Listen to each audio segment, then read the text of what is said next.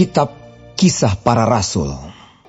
Pada waktu itu dalam jemaat di Antiokhia ada beberapa nabi dan pengajar, yaitu Barnabas dan Simeon yang disebut Niger, dan Lukius orang Kirene, dan Menahem yang diasuh bersama dengan raja wilayah Herodes dan Saulus. Pada suatu hari ketika mereka beribadah kepada Tuhan dan berpuasa, berkatalah Roh Kudus, "Khususkanlah Barnabas dan Saulus bagiku untuk tugas yang telah kutentukan bagi mereka." Maka berpuasa dan berdoalah mereka. Dan setelah meletakkan tangan ke atas kedua orang itu, mereka membiarkan keduanya pergi. Oleh karena disuruh Roh Kudus, Barnabas dan Saulus berangkat ke Seleukia, dan dari situ mereka berlayar ke Siprus. Setiba di Salamis mereka memberitakan firman Allah di dalam rumah-rumah ibadat orang Yahudi. Dan Yohanes menyertai mereka sebagai pembantu mereka.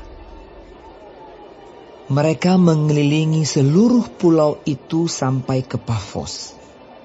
Di situ mereka bertemu dengan seorang Yahudi bernama Bar-Yesus. Ia seorang tukang sihir dan nabi palsu. Ia adalah kawan gubernur pulau itu, Sergius Paulus, yang adalah orang cerdas. Gubernur itu memanggil Barnabas dan Saulus karena ia ingin mendengar firman Allah. Tetapi Elimas, demikianlah namanya dalam bahasa Yunani, tukang sihir itu, menghalang-halangi mereka dan berusaha membelokkan gubernur itu dari imannya. Tetapi Saulus, juga disebut Paulus, yang penuh dengan Roh Kudus, menatap dia dan berkata, "Hai anak iblis, engkau penuh dengan rupa-rupa tipu muslihat dan kejahatan. Engkau musuh segala kebenaran. Tidakkah engkau akan berhenti membelokkan jalan Tuhan yang lurus itu? Sekarang, lihatlah, tangan Tuhan datang menimpa engkau, dan engkau menjadi buta. Beberapa hari lamanya engkau tidak dapat melihat matahari." Dan seketika itu juga orang itu merasa diliputi kabut dan gelap. Dan sambil meraba-raba, ia harus mencari orang untuk menuntun dia. Melihat apa yang telah terjadi itu, percayalah gubernur itu. Ia takjub oleh ajaran Tuhan.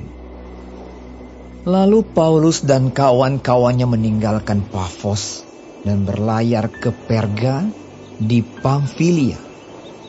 Tetapi Yohanes meninggalkan mereka lalu kembali ke Yerusalem. Dari Perga mereka melanjutkan perjalanan mereka, lalu tiba di Antiokhia di Pisidia.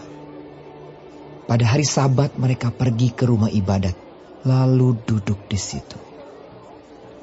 Setelah selesai pembacaan dari hukum Taurat dan kitab nabi-nabi, pejabat-pejabat rumah ibadat menyuruh bertanya kepada mereka, "Saudara-saudara, jikalau saudara-saudara ada pesan untuk membangun dan menghibur umat ini, silakanlah."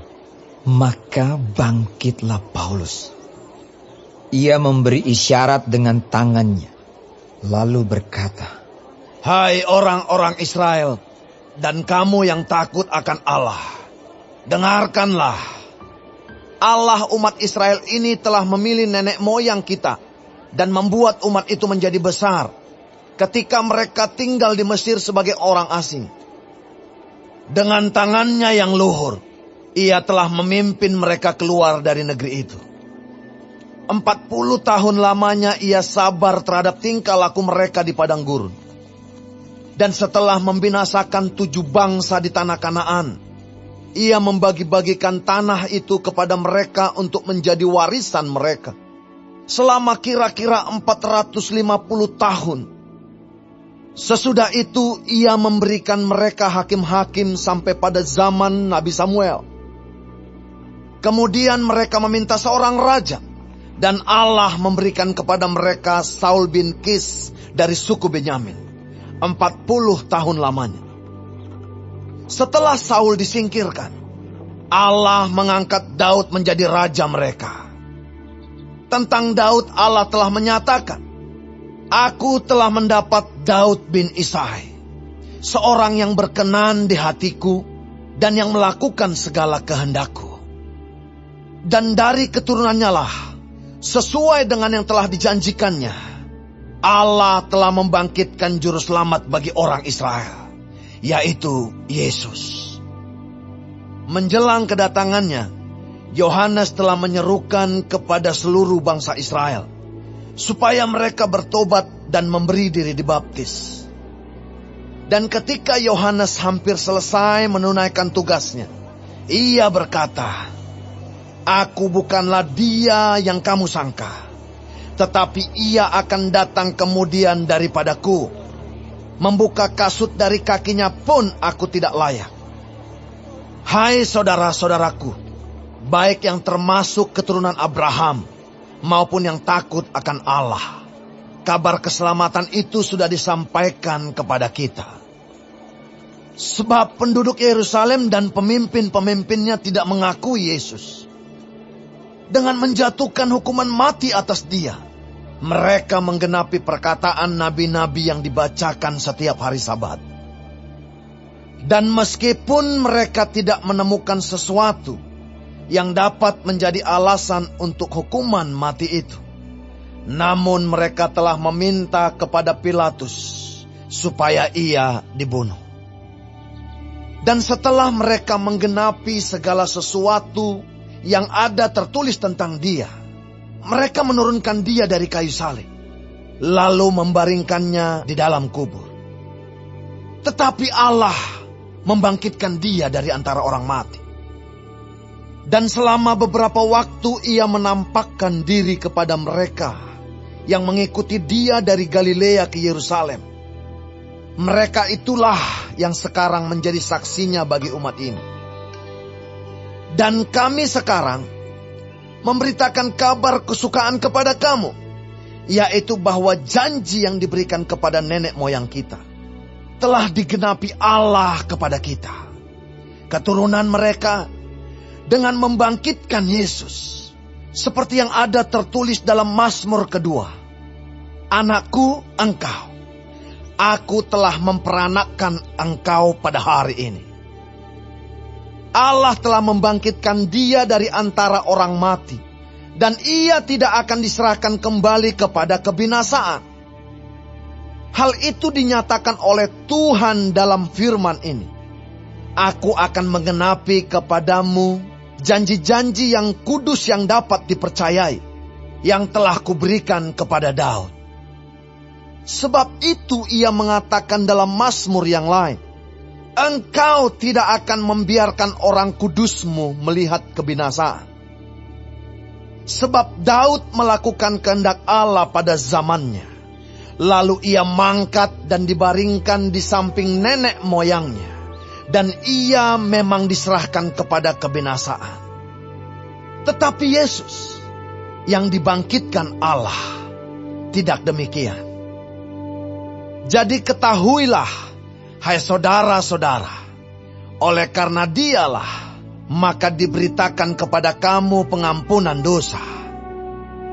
Dan di dalam dialah setiap orang yang percaya memperoleh pembebasan dari segala dosa yang tidak dapat kamu peroleh dari hukum Musa. Karena itu, waspadalah supaya jangan berlaku atas kamu apa yang telah dikatakan dalam kitab nabi-nabi. Ingatlah, hai kamu penghina-penghina, tercenganglah dan lenyaplah. Sebab aku melakukan suatu pekerjaan dalam zamanmu. Suatu pekerjaan yang tidak akan kamu percayai jika diceritakan kepadamu. Ketika Paulus dan Barnabas keluar, mereka diminta untuk berbicara tentang pokok itu pula pada hari Sabat berikutnya. Setelah selesai ibadah, banyak orang Yahudi dan penganut-penganut agama Yahudi yang takut akan Allah mengikuti Paulus dan Barnabas. Kedua rasul itu mengajar mereka dan menasihati supaya mereka tetap hidup di dalam kasih karunia Allah. Pada hari Sabat berikutnya datanglah hampir seluruh kota itu berkumpul untuk mendengar firman Allah.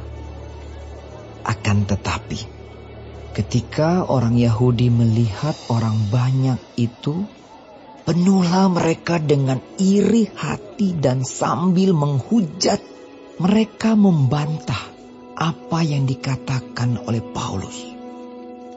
Tetapi dengan berani, Paulus dan Barnabas berkata, "Memang kepada kamulah firman Allah harus diberitakan lebih dahulu. Tetapi kamu menolaknya dan menganggap dirimu tidak layak untuk beroleh hidup yang kekal.